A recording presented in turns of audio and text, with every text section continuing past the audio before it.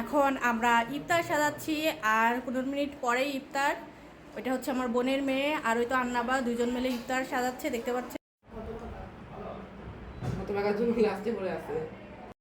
আমি এখন ইফতারির প্লেট সাজাচ্ছি। এখন সবার প্লেটে একটা করে জিলাপি দিব। তো এখান থেকে শুরু করি।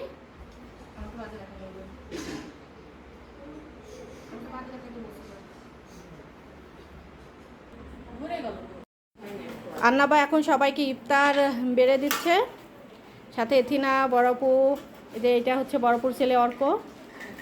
আমাদের আজকের ইফতারি মাশাআল্লাহ আল্লাহ যা দিয়েছে সেটাই আলহামদুলিল্লাহ।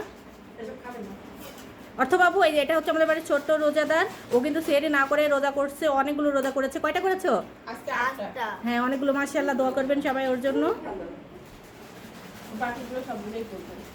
আচ্ছা, আলুর চপ তো সবার জন্যই করেছে, কিন্তু কম করলো কেন? এখানে থাকি আলুর চপ। বিয়ের পর বাবার বাসায় এই ইফতার করতেছি আমরা সবাই মিলে, আব্বু আম্মুর সামনে। সবাইকে অনুরোধ করছি আমার বাবা মার জন্য দোয়া করতে, যাতে আমরা আরো অনেক দিন আব্বু আম্মুর সাথে ইফতার করতে পারি। বাবা মা ভাই